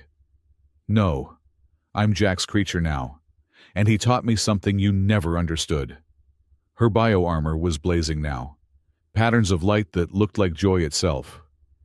Laughter is rebellion, humor is hope, and love is the ultimate fuck you to entities that feed on despair. Love, the entity sneered. You are incapable of love. Am I? She helped me to my feet, keeping one hand on my shoulder. Jack, tell me a joke. Now. Okay. Why did the genocidal alien warrior cross the road? Why? To get to the other side of her programming and discover she really just wanted pancakes and nap time. She laughed again. And this time, the crystals cracked. That's terrible, she said. I'm being strangled. My material suffers. Your material always suffers. And yet you laugh. And yet I laugh. The entity screamed, a sound that existed in dimensions I couldn't perceive. Around us, the crystals shattered one by one, each destruction sending out a pulse of light. What's happening? I asked. The network is collapsing, Azra said. Every Dominion node across the galaxy. They're all connected to this one, and this one is connected to me, and I am... What free? The entity lunged at us, but it was already fragmenting, pieces of itself flaking away like burned paper. You cannot do this. The Concordium has maintained order for millennia. The Concordium has maintained control, I corrected. There's a difference. Order implies consent. Control just requires force. Without us, there will be chaos. Yeah, probably. But it'll be our chaos. Homegrown, locally sourced, organic chaos. Much better than your imported authoritarian stability. The entity was mostly gone now, just a vague outline of malevolence. This is not over. Others will come. Others will face the same thing you did, Azra interrupted. A galaxy full of species who've learned to laugh at tyrants. Good luck feeding on that. The entity vanished with a sound like reality hiccuping. For a moment, everything was quiet. Then alarms started blaring. We should go, I said. This place is probably about to explode or implode or some other kind of plode. Wait. Azra moved to the central console, placing her hands on it. I can feel them all. Every mind that was under Dominion control. They're waking up. All of them. Thousands. Across hundreds of worlds. They're free. That's beautiful. Also terrifying. But mostly beautiful. The facility shook violently. Okay. Now we really need to go. We ran through collapsing corridors, dodging debris and confused personnel, who were suddenly wondering why they were on the moon. The shuttle was where we'd left it, miraculously intact. As we lifted off, the entire facility began to fold in on itself, reality warping around the collapsed network. Is that supposed to happen? I asked. I have no idea. I've never destroyed a galactic control network before. First time for everything. We watched from orbit as the lunar facility disappeared into a singularity that shouldn't have been possible, taking with it the last remnants of the Concordium's control. So what now? I asked as we drifted in space. Earth below us, stars above. Now we deal with the consequences. Which are? Every species in the galaxy is about to realize they've been controlled for millennia. There will be confusion, anger, probably war. Sounds like Tuesday, she laughed, softer now. You're not concerned. Oh, I'm terrified. But I'm also optimistic. You know why? Your insufferable human nature. That, and the fact that if a human and a Kharjul can become family, anything's possible. She was quiet for a moment. Family. What else would you call us? You sleep on my floor, eat all my food, and I just helped you overthrow a galactic government. That's either family or the universe's weirdest romance. It could be both. I turned to look at her. Yeah. I have been researching human relationships. The boundaries are often fluid. Azra, are you hitting on me? I am suggesting that our partnership could evolve in whatever direction feels natural. That's definitely hitting on me. Is it working? Ask me after we're not floating in a damaged shuttle above Earth with half the galaxy probably hunting us. I will hold you to that. 3 weeks later, we were back on Aurelius Hub. The station was chaos. Without the Concordium's control, old grievances were surfacing, new alliances forming, and everyone was trying to figure out what came next. Ambassador Reeves found us in our old quarters. Well, my old quarters that had somehow become our quarters. You two have caused the biggest political upheaval in recorded history, she said. You're welcome, I replied. I wasn't thanking you. You should be. The Concordium was literally feeding space vampires with our suffering. Yes. Well, now we have to build something new, and everyone wants to know what role you two will play. I looked at Azra, who was unsuccessfully trying to figure out how to use chopsticks. Honestly, we just want to be left alone. That's not an option. You're symbols now. The human who freed the galaxy and the weapon who chose love over control. That's very poetic but completely wrong, I said. I didn't free anything. I just told jokes at inappropriate times. Azra did all the work. We did it together, Azra corrected, still fighting with the chopsticks. The point is, Reeves continued, the galaxy needs stability. It needs hope. It needs someone else. I interrupted. We're not heroes. We're just two damaged people who found each other and accidentally broke the universe. That might be the most heroic thing I've ever heard.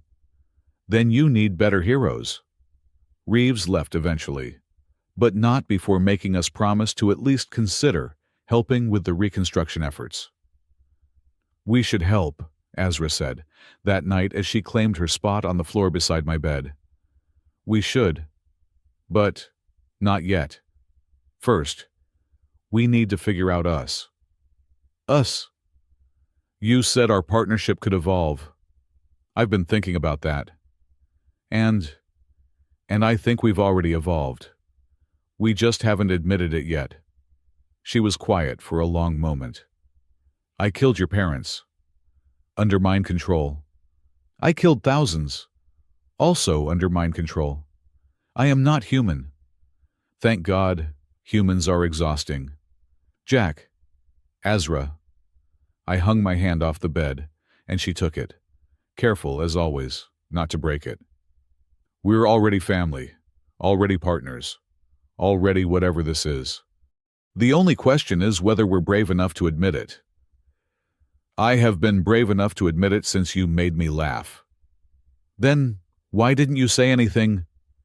I was waiting for you to make a joke about it. I laughed. Of course you were. It seemed appropriate. You know what else would be appropriate. What?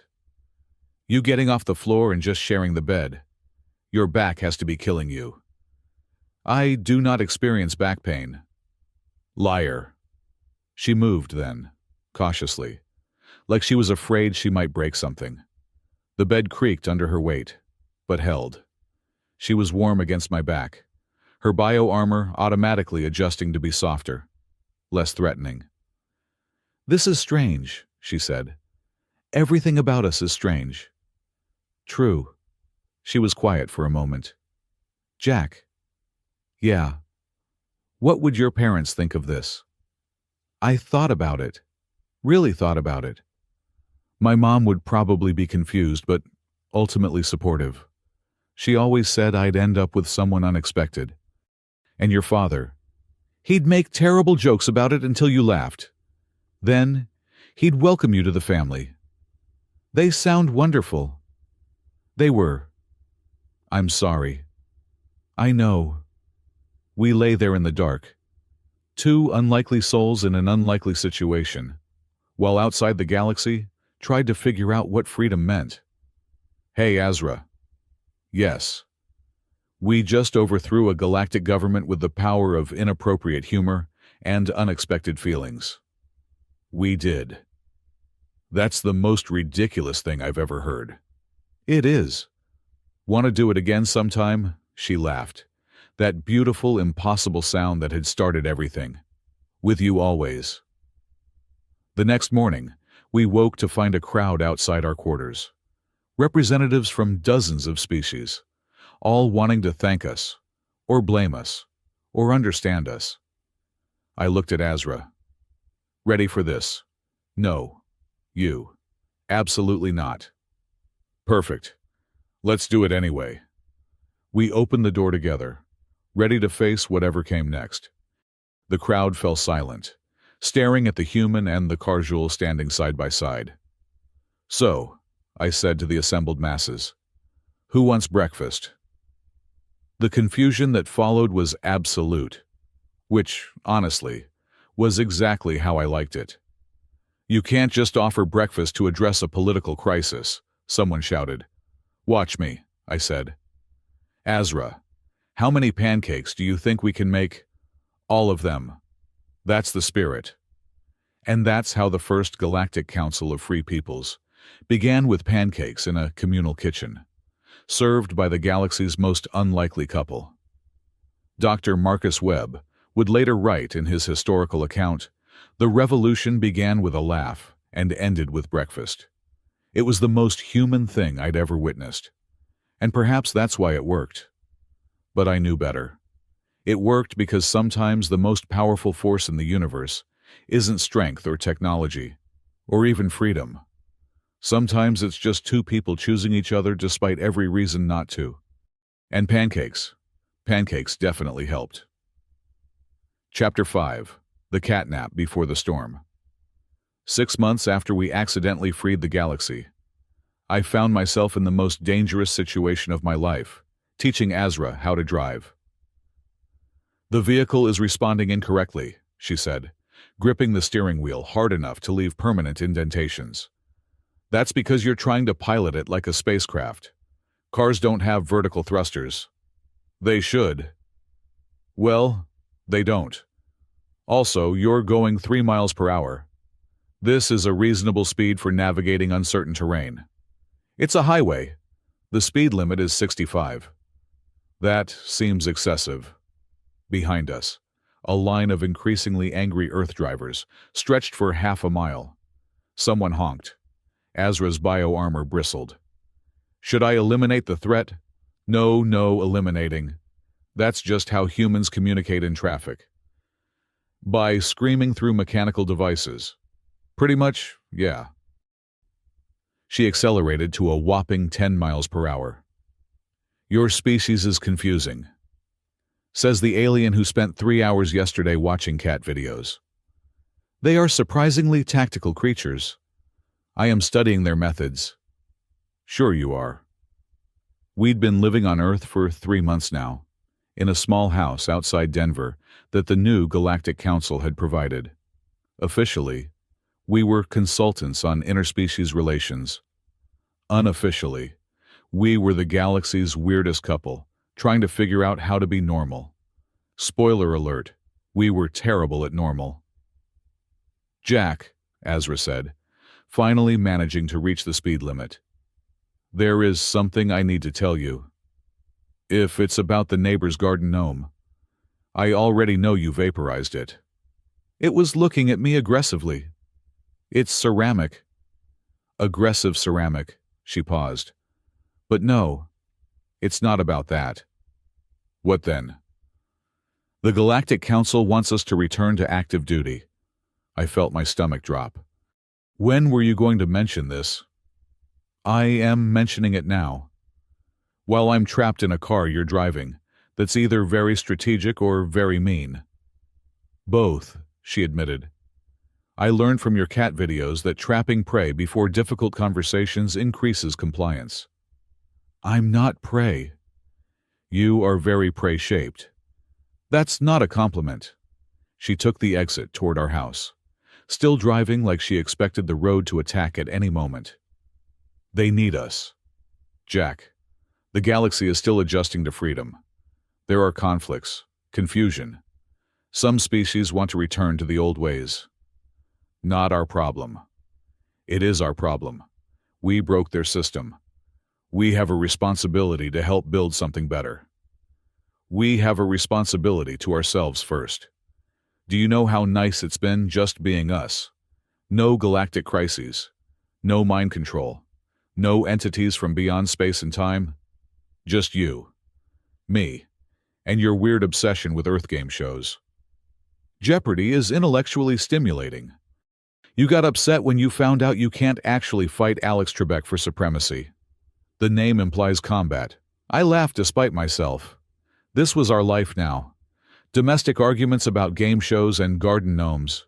It was ridiculous and perfect, and I didn't want to give it up. We pulled into our driveway where our neighbor, Mrs. Patterson, was watering her petunias and pointedly not looking at the spot where her gnome used to be. "Afternoon, Mrs. Patterson," I called out. She huffed and went inside. "She still hasn't forgiven the gnome incident," Azra observed. "You think inside. Our house was a testament to the bizarre fusion of our lives. Earth furniture mixed with alien artifacts. A kitchen full of human food, and Azra's collection of nutritional supplements that looked like angry crystals. The living room where we'd pushed all the furniture against the walls so Azra could practice what she called combat meditation and what I called aggressive yoga. And everywhere, scattered like confetti, were traces of the life we'd built. My coffee mugs with terrible puns. Her attempts at earth art, which looked like someone had explained the concept of painting to an enthusiastic weapon.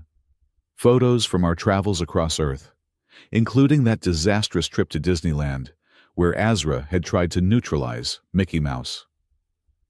"I don't want to lose this," I said quietly. Azra moved behind me, wrapping her arms around my waist. She'd gotten better at gentle touches, though sometimes she still forgot and accidentally lifted me off the ground. "We won't lose it. We'll just expand it. To include galactic politics. Think of it as aggressive diplomacy with snack breaks. You can't solve everything with snacks. We literally started a revolution with pancakes." Fair point. The doorbell rang before I could respond. We never had visitors. Earth was still adjusting to the idea of aliens, and most people gave us a wide berth. The brave ones took selfies from across the street. I opened the door to find Ambassador Reeves standing there with someone I didn't recognize, a tall, ethereal being that seemed to be made of condensed starlight. "Jack, Azra," Reeves said. "This is Luminary Stella of the Photonic Collective. She insisted on meeting you." "Greetings," Stella said, her voice like wind chimes. "I have traveled far to see the ones who broke the chains." "We're retired," I said immediately. "No one retires from destiny." "Watch me." Azra stepped forward, and I noticed her bioarmor had shifted to a defensive configuration. "State your purpose." "There are others," Stella said simply. "Other entities like the ones you destroyed? They've noticed what you did. They're coming." The room went cold. How many, Azra asked. "Unknown. But they feed on suffering.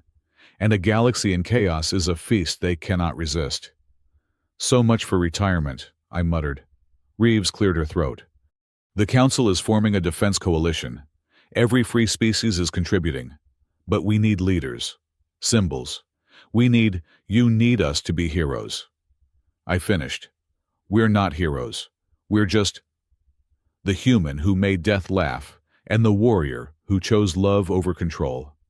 Stella interrupted. "Your story has spread across the galaxy. You are already legends. Legends die heroically. We're planning to die of old age, surrounded by cats." "We don't have cats," Azra pointed out. "We're getting cats. I've decided." "When did you decide this?" "Just now. It feels right." Stella made a sound that might have been laughter. "You are exactly as the stories describe. Chaotic, irreverent, perfect." Perfect for what, I asked, though I was afraid I already knew.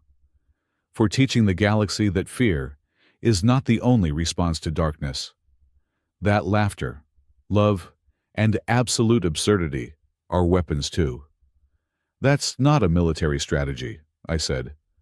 "That's a philosophy. After what you two accomplished, the distinction seems irrelevant." Azra and I exchanged glances. In her 4 eyes, I saw the same resignation I felt. We'd known this day would come. The galaxy doesn't let its heroes rest. "What would we need to do?" Azra asked. "Travel to the gathering point. Help coordinate the defense. Be visible. Be yourselves." "That last part sounds ominous," I said. "Your unconventional methods are precisely what we need. The entities expect fear, anger, desperation. They don't expect jokes about their appearance and arguments about garden gnomes. Essentially, yes." I looked around our little house, our attempt at normal life. It had been a nice dream. "Can we bring the cats?" I asked. "We still don't have cats," Azra reminded me. "We're getting them on the way." 3 days later, we were aboard the Council's flagship, heading toward the galactic rim where the first incursions had been detected. True to my word, we'd stopped at an animal shelter and adopted 3 cats. Mr. Whiskers, a fat orange tabby who immediately claimed Azra's lap as his territory. Shadow, a black cat who seemed offended by existence. And Princess Murderfoot, whose name should have been a warning but wasn't. Your emotional support animals are plotting my death, Azra said. Mr. Whiskers, purring aggressively on her chest. They're cats. They plot everyone's death. It's part of their charm. This one has claimed me as territory. Congratulations, you've been chosen. The War Council was not prepared for us to show up with cats. The looks on various alien faces when Azra walked in, the galaxy's most feared warrior, covered in orange fur with a cat on her shoulder, were priceless. This is a military strategy meeting, Admiral Thorne of the New Earth Defense Force said. And we're here, I replied. Princess Murderfoot attempting to eat my shoelaces. Your point. The cats are essential personnel, Azra said in a tone that suggested arguing would result in violence. Nobody argued. The meeting was grim. The entities, which the Council had designated devourers, were massing at the galactic edge. Unlike the single entity we'd faced on the moon, these ones weren't hiding. They wanted us to know they were coming. They feed on negative emotions, Dr. Marcus Webb explained, pulling up holographic displays. Fear, anger, despair. The more we feel, the stronger they become. So we just need to be happy, someone asked.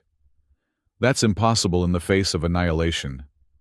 Not happy, I said, standing up. Human. Everyone stared at me. Humans are weird, I continued. We laugh at funerals. We make jokes during disasters. We find humor in the darkest moments. It's not about being happy. It's about being defiantly, absurdly human. Not all of us are human, a Zorthian delegate pointed out. No, but you all have something similar. Every species has its own way of dealing with darkness. The Zorth have competitive violence poetry. The Proxima sing war ballads that are basically musical roasting. The Photonic Collective literally turns trauma into art. We don't need to be happy. We need to be ourselves, aggressively and without apology. That's not a battle plan, Admiral Thorne said. Sure it is. Azra. She stood, Mr. Whiskers still draped over her shoulder like a furry scarf.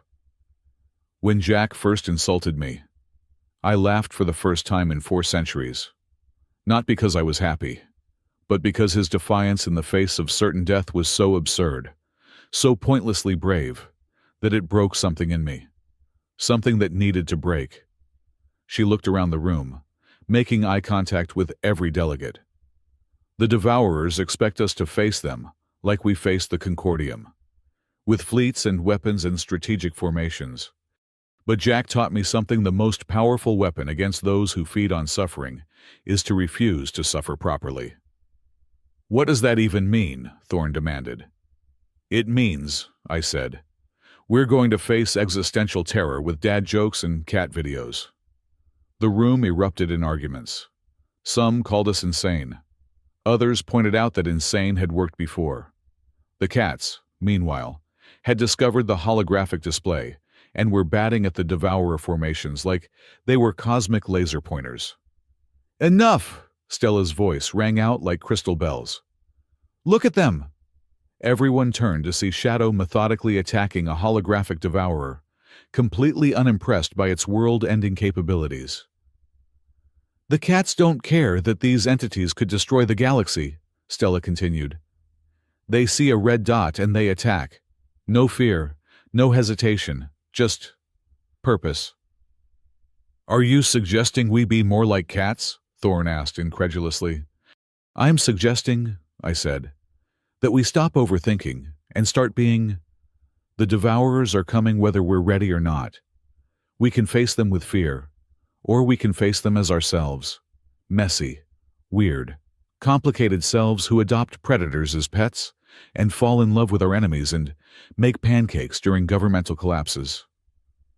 The vote was closer than I'd liked, but ultimately, the council agreed to what became known as the Absurdist Defense Protocol, or as I called it, Operation Cosmic Comedy. The first devourer arrived 2 weeks later. It manifested near Proxima Station, a writhing mass of darkness and hunger that made reality hiccup. The traditional defense fleet engaged immediately, firing everything they had. The devourer ate it all and grew larger. "Phase 2, Admiral Thorne ordered, his voice tight. That's when things got weird.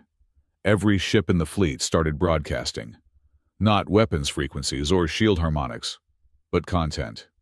Music, comedy routines, poetry, art. The Proxima performed their battle ballads. The Zorth recited competitive violence poetry, with increasing enthusiasm. The humans played everything from death metal to disco. And from our ship, I broadcasted on all frequencies. Hey there, tall, dark, and hungry. You come here often because I've got to tell you, the whole ominous cloud of doom thing is so last millennium. We had one of you already, and honestly, bit of a disappointment. 2 out of 10. Would not recommend." The devourer paused. Actually paused, like it was trying to process what was happening. "I mean, look at you," I continued. "You're basically a cosmic storm cloud with delusions of grandeur. Do you know what we call storm clouds on Earth water? You're aggressive water. Terrifying." Azra joined in, her voice carrying across the void. "We had one of your kind controlling us for millennia. Then Jack made me laugh and it died, from laughter. How embarrassing is that? Imagine explaining that to your devourer friends. How did Bob die? Someone told a knock-knock joke. The devourer pulsed, its form becoming unstable. "Is it working?" Thorne asked. "Look at the readings," Webb said, excitement in his voice.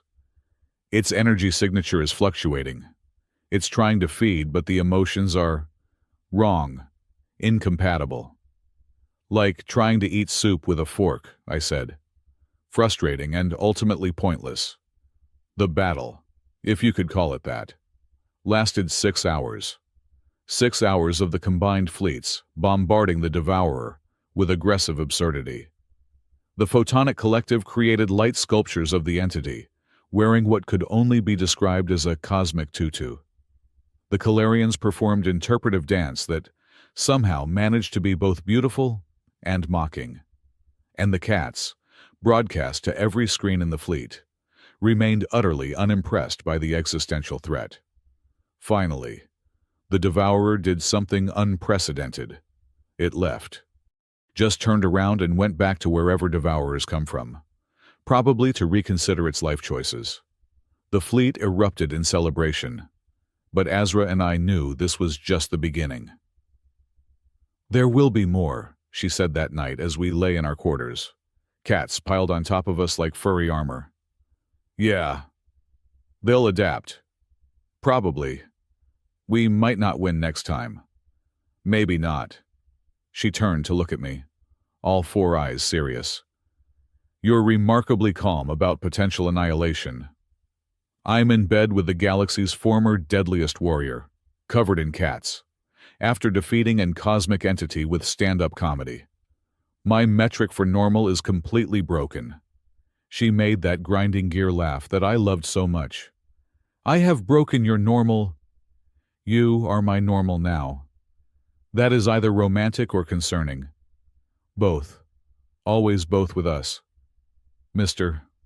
Whiskers meowed and repositioned himself directly on my face. "Your cat is trying to suffocate you," Azra observed. "He learned from the best. I've never tried to suffocate you. You literally sat on me last week. You said you were cold. I said I was slightly chilly. I provided warmth. You provided crushing weight and the constant fear of death. You're welcome." This was our life now, saving the galaxy through aggressive absurdity while arguing about cats and cuddling protocols. It wasn't what I'd planned when I'd insulted Azra that first day on Aurelius Hub. But then again, I hadn't planned any of this. "Hey, Azra." "Yes. Remember when you were just a terrifying warrior who'd killed thousands, and I was just a failed engineer with a drinking problem? Simpler times. Not better, though." "No," she agreed, pulling me closer. "Not better." Outside our window, the stars continued their eternal dance, indifferent to the wars and loves of the small beings who lived among them. But somewhere out there, devourers were reconsidering their approach to conquest. Because they'd learned what we'd learned, that the most powerful force in the universe wasn't fear or strength or even love.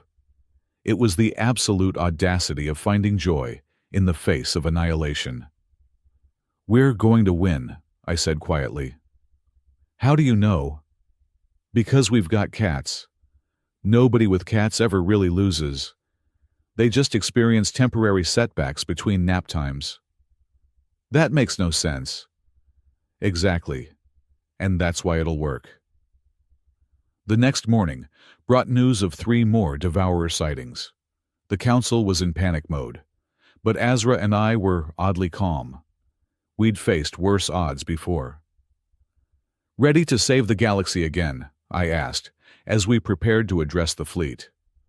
"With humor and cats."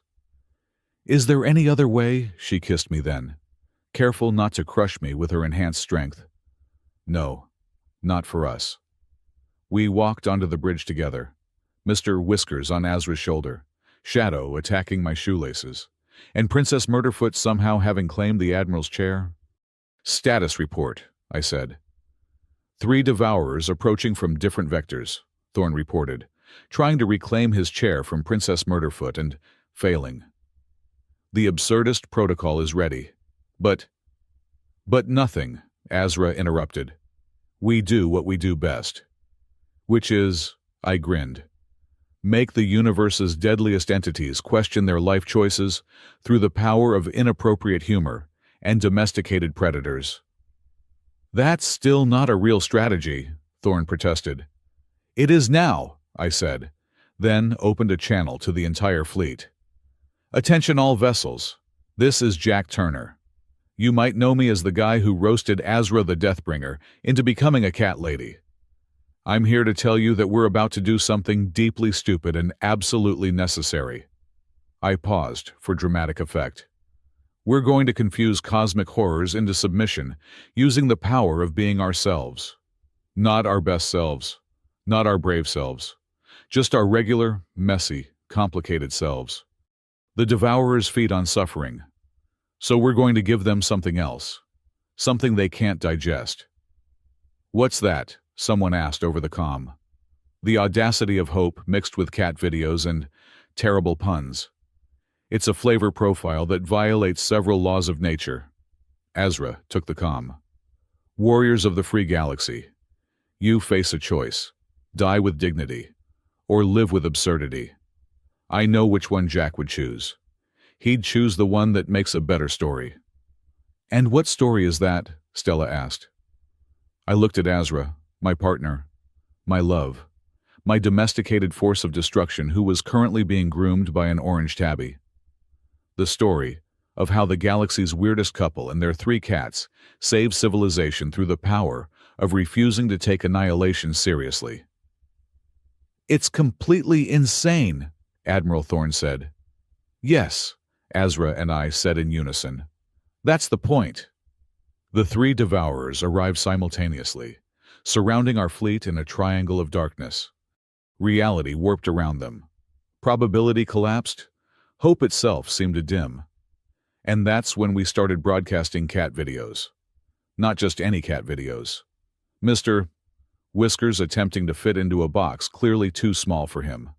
Shadow attacking his own reflection. Princess Murderfoot falling off furniture with aggressive dignity. The devourers paused, their forms rippling with confusion. "Now," I shouted. The entire fleet began their assault. Not of weapons, but of pure, undiluted absurdity. The combined creative chaos of 100 free species, all united in their refusal to be properly terrified. And, at the center of it all, Azra and I stood together, hand in hand, laughing at the end of the world. Because sometimes, that's all you can do. And sometimes, that's enough.